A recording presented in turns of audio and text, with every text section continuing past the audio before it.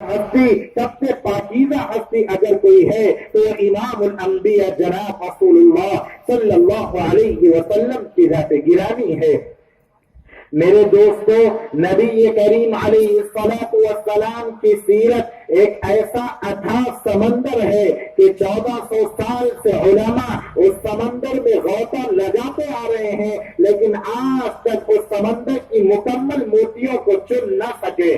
امیر شریعت سید عطا اللہ شاہ بخاری نور اللہ مرقدہ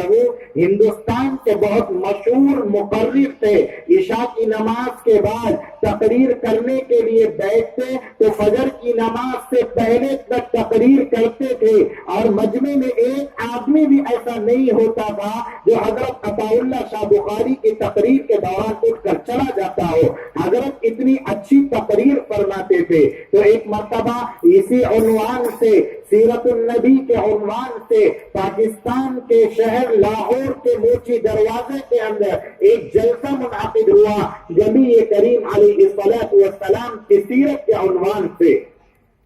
امیر شریعت سید عطا اللہ شاہ بخاری نور اللہ مرقدہ نے عشاء کی نماز کے بعد سے لے کر فجر کی نماز سے پہلے تک پوری رات امام الانبیاء جناب رسول اللہ صلی اللہ علیہ وسلم کی سیرت کو بیان کیا، اور آخر میں آ کر انہوں نے لوگوں سے ایک سوال کیا اور ایک واقعہ سنایا کہ ام المومنین حضرت عائشہ صدیقہ رضی اللہ تعالی عنہا سے ان کے بھانجے حضرت عروہ نے یہ سوال کیا، یہ درخواست کی کہ خالہ جان، آپ نے امام الانبیاء جناب رسول اللہ صلی اللہ علیہ وسلم کو بہت قریب سے دیکھا ہے، آقا کی سیرت کے بارے میں، آقا کی زندگی کے بارے میں کہ وہ کس طرح چلتے تھے، ان کے کھانے کا انداز کیا تھا، ان کے رات میں سونے کے معمولات کیا تھے، آقا کی زندگی کے بارے میں آپ مجھے بتائیے نا۔ یہ سوال حضرت عائشہ کے بھانجے نے حضرت عائشہ سے یہ سوال کیا۔ حضرت عائشہ نے پلٹ کر ایک عجیب سا سوال کیا اور یہ فرمایا، اما قرأت القرآن یا عروہ، اے عروہ، کیا تم نے قرآن مجید کو نہیں پڑھا؟ کیا تم نے قرآن مجید کے اوراق کو نہیں کھولا؟ تو حضرت عروہ نے جواب دیا، خالہ جان، ہم صبح سے لے کر شام تک اسی قرآن کریم کو پڑھتے ہیں، اسی قرآن کریم کی تعلیم میں مشغول رہتے ہیں۔ اس پر حضرت عائشہ صدیقہ رضی اللہ تعالی عنہا نے یہ فرمایا، بس یہ سمجھو کان خلقہ القرآن، یہ قرآن الحمد کے الف سے لے کر والناس کی سین تک پورے کا پورا جناب رسول اللہ صلی اللہ علیہ وسلم کی سیرت ہے۔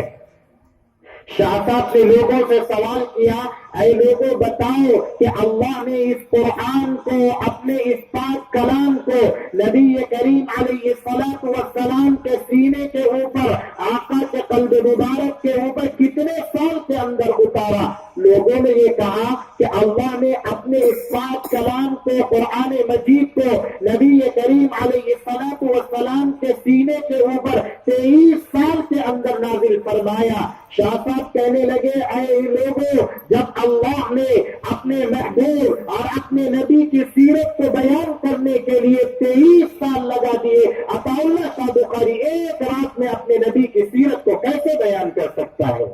حقیقت تو یہی ہے کہ آقا دو جہاں کی سیرت کو مکمل طور پر بیان نہیں کیا جا سکتا، بلکہ میں آپ سے اور آگے کی بات کہوں کہ اللہ کے نبی علیہ الصلوۃ والسلام کی سیرت کے علاوہ، آقا کی زندگی اور ان کی ہسٹری کے علاوہ دنیا میں کوئی ایسا بادشاہ یا کوئی ایسی شخصیت نہیں گزری ہے جس کی مکمل سیرت اور تاریخ محفوظ ہو۔ آج امریکہ، اسرائیل، برطانیہ اور دنیا کی یہ سپر پاور طاقتیں اپنے آپ کو عیسائی کہتے ہیں، اپنے آپ کو یہودی کہتے ہیں، اپنے آپ کے بارے میں کہتے ہیں کہ ہم حضرت عیسیٰ کے ماننے والے ہیں، ہم حضرت موسیٰ کے ماننے والے ہیں۔ آپ ان امریکیوں یا برطانیہ یا ان ملکوں کے رہنے والے لوگوں کے پاس جائیے اور جا کر پوچھئے کہ ذرا حضرت موسیٰ کی سیرت بتاؤ، حضرت موسیٰ کی تاریخ بتاؤ۔ آپ عیسائیوں کے پاس جا کر پوچھئے پوچھئے ذرا ہمیں حضرت عیسیٰ کی زندگی کے بارے میں بتاؤ. یہ امریکہ اور ان جیسے ملکوں کی طاقت پوری دنیا کے اوپر ہے, ذرائع ابلاغ پر, میڈیا پر ان کا قبضہ ہے, لیکن یہ حضرت عیسیٰ اور حضرت موسیٰ کی زندگی کے بارے میں نہیں بتا سکتے.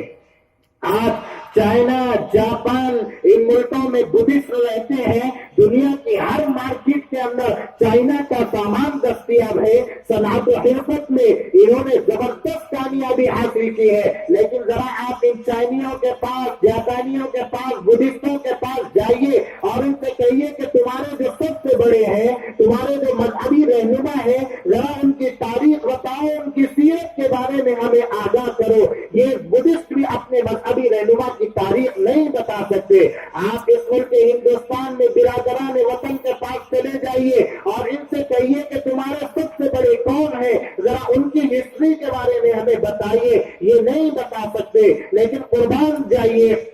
حضرت صحابہ کرام پر, محدثین کرام پر, فقہاء عظام پر کہ انہوں نے نبی کریم علیہ السلام کی سیرت کے ایک ایک پہلو کو محفوظ کر دیا, آپ کے حلیے مبارک تک کو محفوظ کر دیا. آپ حدیث کی مشہور کتاب شمائل ترمذی کو پڑھیں گے تو آپ کو اندازہ ہوگا. کبھی صحابہ آقا کے چہرے انور کی منظر کشی کرتے ہوئے فرماتے ہیں یتلألأ وجهه تلألؤ القمر لیلۃ البدر, کہ نبی کا چہرے مبارک چاند سے زیادہ چمکدار تھا. کبھی صحابہ آقا کی پیشانی مبارک کے بارے میں کہتے ہیں واسع الجبین, کہ آقا کی پیشانی مبارک نہایت ہی کشادہ اور خوبصورت تھی. نبی کریم علیہ السلام کے ان دو ابروؤں کے منظر کشی کرتے ہوئے صحابہ فرماتے ہیں أزج الحواجب سوابغ من غير قرن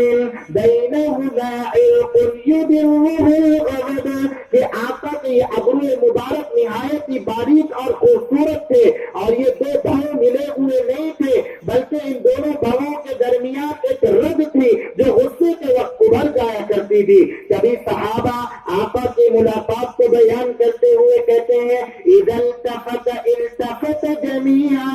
جب اللہ کے نبی کسی سے ملاقات کرتے تھے تو اس طرح چہرہ پھیر کر بات نہیں کرتے تھے, بلکہ آقا پوری طرح ان کی طرف متوجہ ہو جاتے تھے اور پھر ان سے بات کرتے تھے. کبھی صحابہ آقا کی ملاقات اور سلام کے انداز کو بیان کرتے ہوئے کہتے ہیں یبدأ من لقیہ بالسلام, اللہ کے نبی جب بھی کسی سے ملاقات کرتے تھے تو کوئی بات کرنے سے پہلے آقا پہلے اس کو سلام کرتے تھے. کبھی صحابہ